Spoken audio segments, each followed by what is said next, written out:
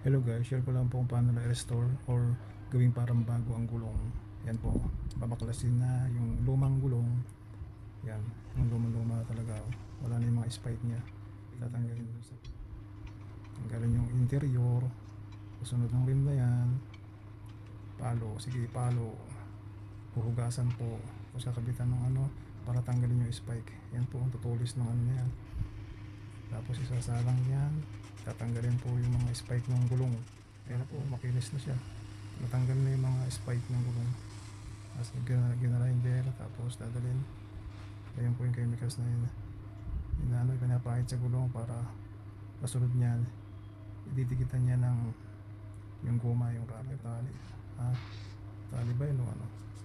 Tapos nagkahasa si kuya. Sige, haso. Ayan na po yung ano, parang bulkit. Tapos nang hiwain, hinihiwa ni kuya.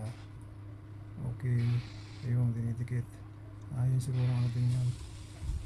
Yung parang ano, parang dinikit talaga siya. Kapit. Ito na po yung ano, kakabit na rubber.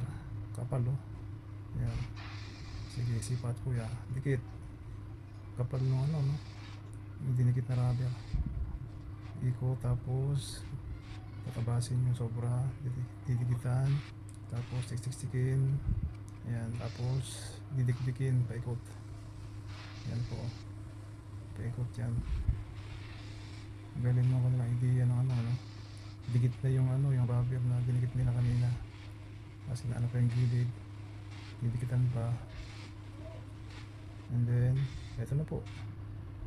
Sasalang. Kakabitan ng interior. Ayan, kabit ng interior.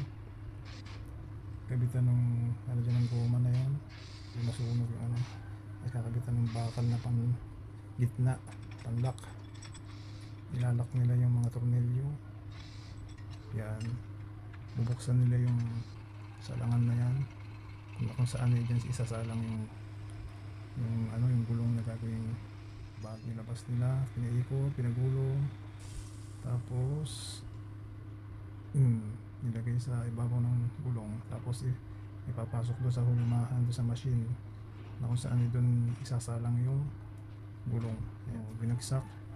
Binagsak uli. Kaya kabit niya uli. Lalagay ulit siya. Yan. Pantayin na. Tapos papasok na itong gulong.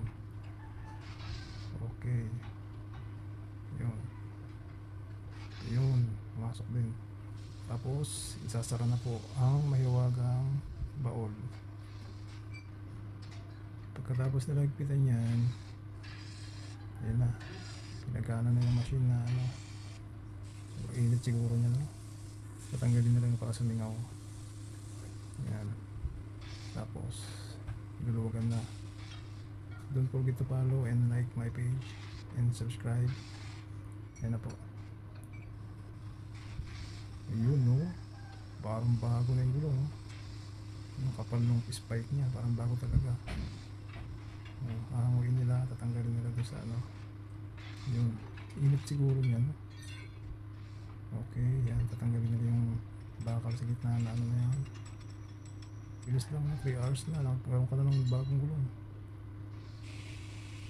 Yan. Binagsak. Tapos pinagulong. Kakabit na po yan.